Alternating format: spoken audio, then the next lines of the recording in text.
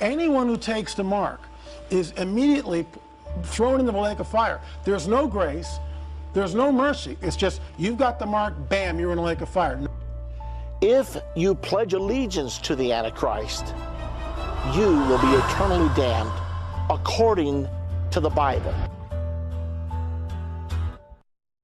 In medical news tonight, a chip the size of a grain of rice could save your life.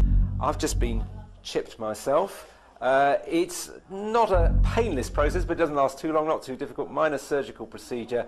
New microchip technology now makes it possible for the emergency room staff to find out about your medical history at the touch of a computer key. At some point, we're all going to have RFIDs. It might be even in our fingers, where they require it with everything on it. Instead of carrying credit cards or money, we will probably be implanted with chips. And now RFID microchips like this are being injected into humans. I'm sorry, sir, did you just say you would get one implanted in your arm? Absolutely, without a doubt. Our driver's license will be on the RFID chip. Our credit card number, all our information will be on this one chip.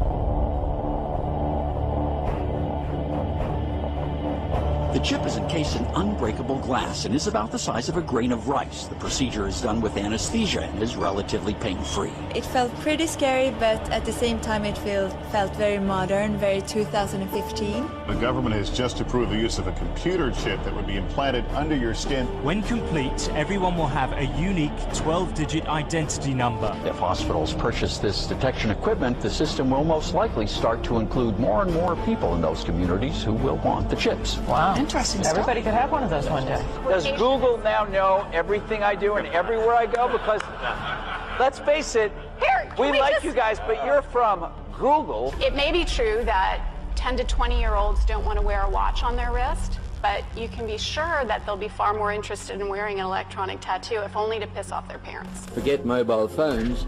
Your children and grandchildren may well want an implant instead. You know, when we check out at the grocery store, we'll be swiping our own arm over the scanner. And that will be something we feel we can't live without. It would be such a disadvantage to not have the implant that it essentially becomes not optional. Anyone who takes the mark is immediately thrown into the lake of fire. There's no grace, there's no mercy. It's just, you've got the mark, bam, you're in a lake of fire. Not my words. Those are the words of Yeshua, and those are in the book of Revelation. There's going to be one decision you'll have if you're left here. If you're faced with the decision to take a mark that's talked in Revelation 13, I think, Revelation 13, 17, the mark of the beast, in your right arm, right hand, or your forehead. If you make the decision to take it, it will be the last decision you will ever be in control of. If you take the mark and you say, I'll take the mark of the beast, you will never have control over another decision.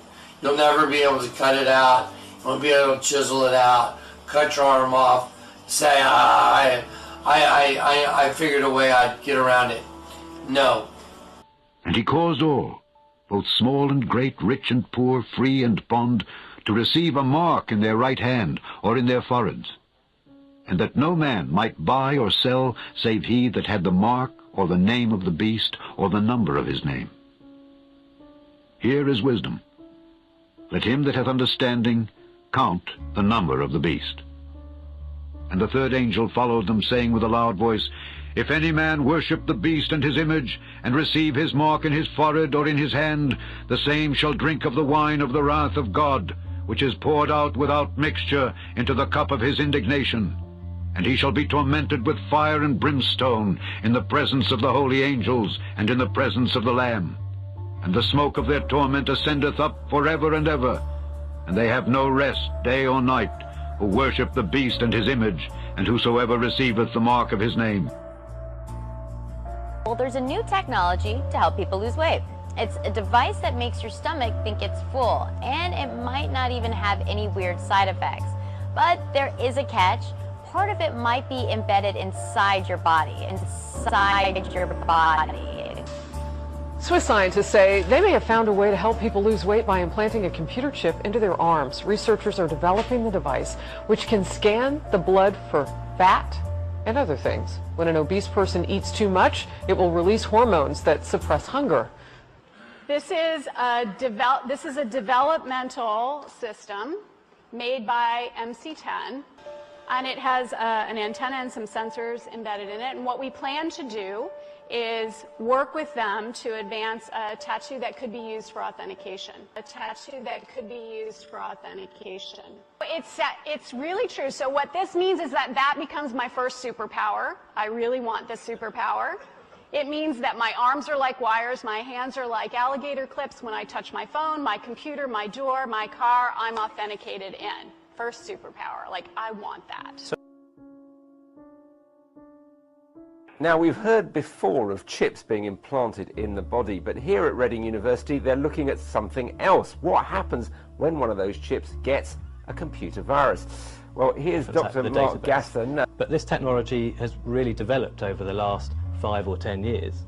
And really, now we should consider these devices to be more like little computers. They can store information, manipulate information, do simple computations. So when we're implanting this type of device, really we're implanting it like a miniature computer. If we look at these types of applications of implantable technology, there are benefits, but there are also risks associated with that. So we're looking at a future where you could have some advanced medical device inside you, and that could be infected by some other chip inside you.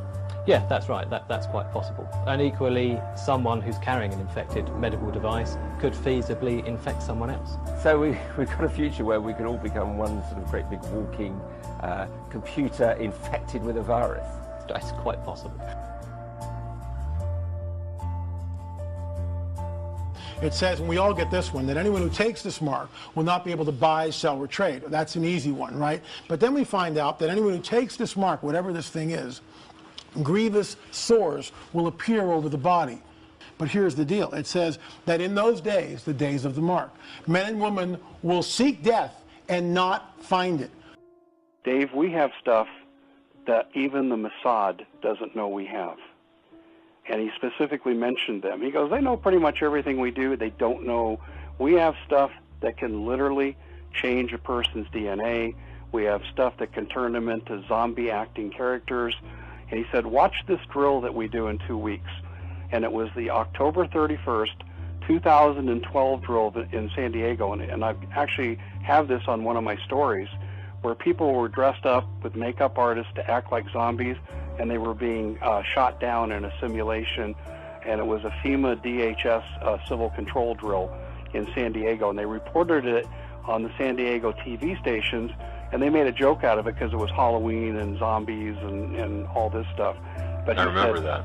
He said, we have the ability to make people behave this way. And he said, and we use the chemtrails, nanotechnology. He said, it's all here. So even from a Christian perspective, obviously, we wouldn't want to get the mark because, well, according to the Bible, your eternity depends on whether you take the mark or not. But with the technologies that we're seeing, the RFID, people willingly getting implanted, and a push even in some places for maybe some forced implants very soon, I do think that is right around the corner, brother. We could very well be on the horizon of that. And you know, Darren, when we compare this to Scripture and we look and see, you know, particularly Revelation 13, talking about that the whole world will have this system, and that you will have to have it to be able to buy and sell. This system, this RFID system, is the first technology that we have seen that provides that ability. Now, again, I'm not saying dogmatically this is that, but it certainly has the ability to become that very quickly. But think about this also, Darren, when we go back to Scripture and it talks about it by their right hand or on their foreheads.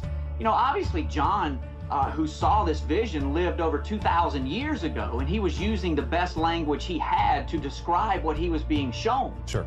So, listen, the forehead, the biometric ID, that could be as simple as a retina scan.